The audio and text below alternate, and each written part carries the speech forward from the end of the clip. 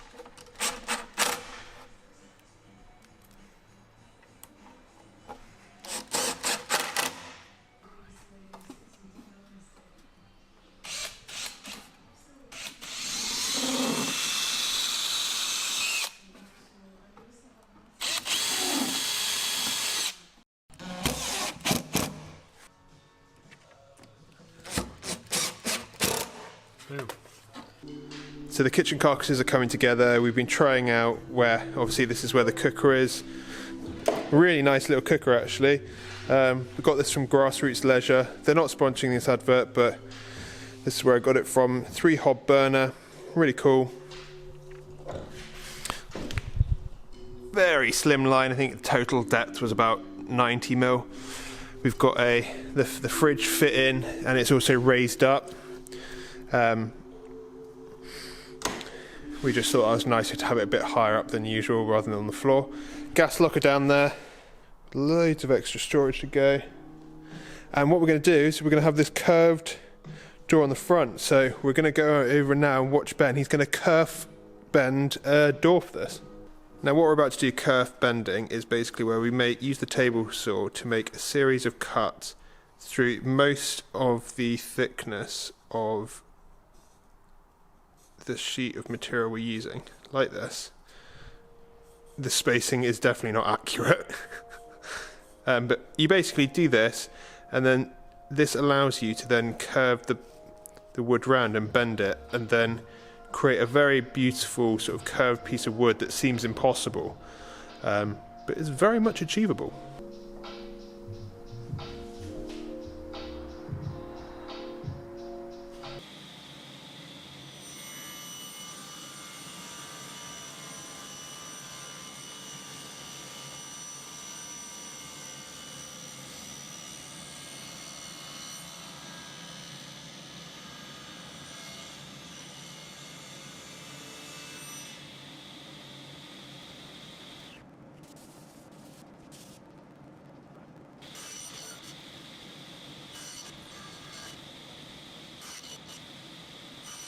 So that's the curving we were talking about. Ben will just bend it round now. So it allows you to sort of flex it.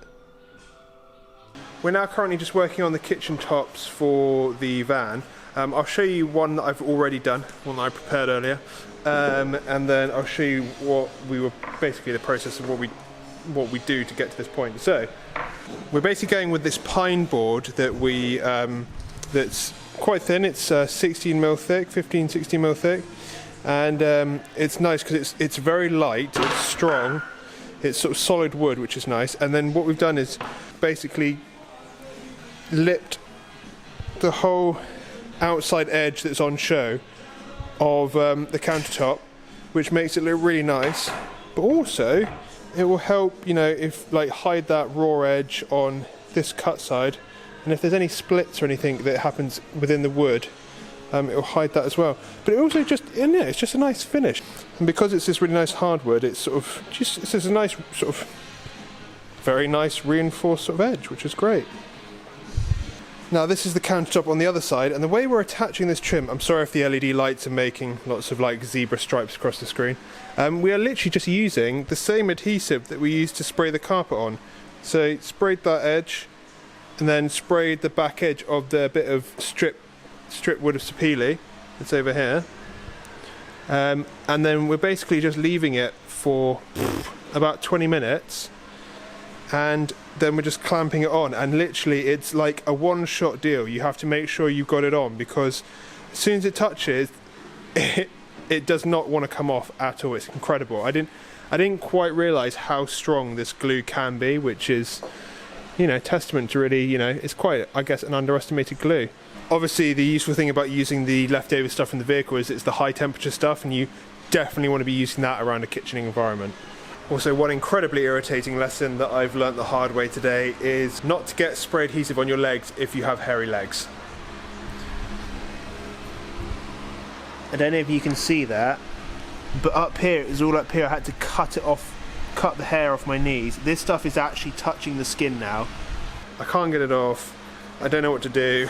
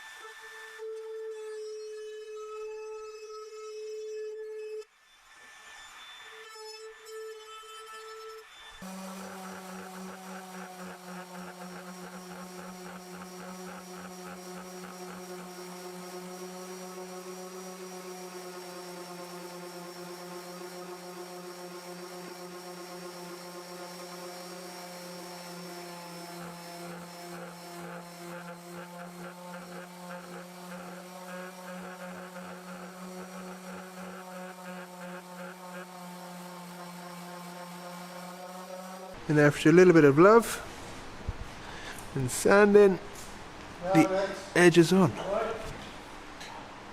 All we need to do now is stain the wood.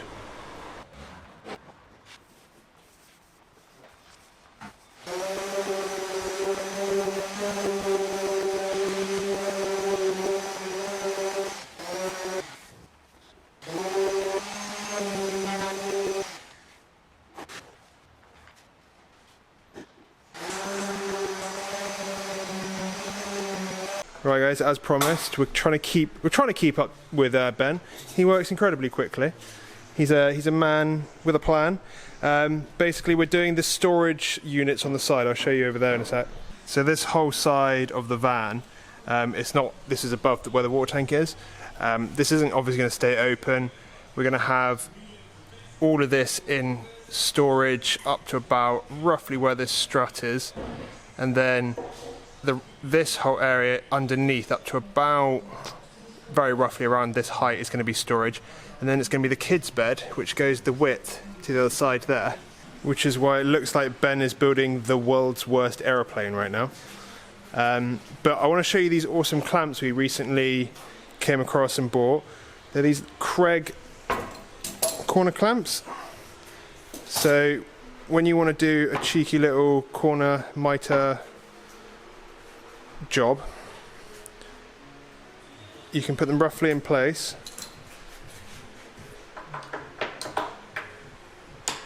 Easy as that. super quick, and the corners are joined. You just have to get them roughly in place, and literally the clamp levels them, centers them, and it clips in place. These are going to save us so much time. So I'm sure you can imagine, if I turn the camera 90 degrees, the bed where the adults are going to sleep will be down here. Kids' bed is going to be up here. And really this is just going to be one of the units that's going to go into that space. So like with most of the carcasses and bits and pieces that we're making, we're using a pocket hole jig to drill in and screw the pieces together. I would honestly say, if you can like put the money towards getting a pocket hole jig, whether it's one that you clamp in place or it's like table mounted or anything, it is 100% worth it. It will save you time, and it saves you doing like the classic screwing in, like sort of butt joint where you screw in from one side into end grain. When you screw from this direction into this end grain, it is just a weak joint. But going from this direction, you're going into the side of this panel, making it much, much stronger.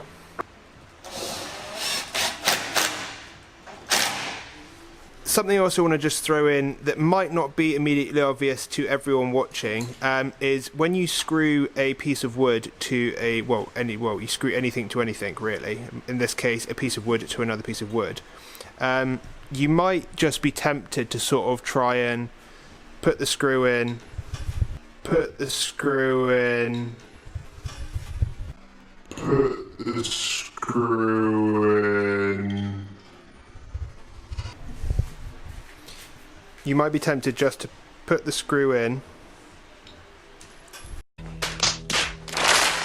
You might be tempted just to sort of put a screw on the top and then screw the bits of wood together. Now, the problem with that is that you can see that it's still not quite pulled the two bits of wood together. As you saw from the start, it's bloody hard to keep the screw in place unless you're using both hands. I know you probably would be anyway, but anyway. Plus, this will have more of a tendency to split the wood. Whereas, if you pre-drill a hole and then screw it together, your screw will rest in the hole, and even on a vertical. You can screw in, and those two bits of wood have pulled together. I can't even actually, genuinely can't rotate those. It'll pull the wood much more tightly to the back piece. This will just work a lot better, so that's a quick little tip for you guys.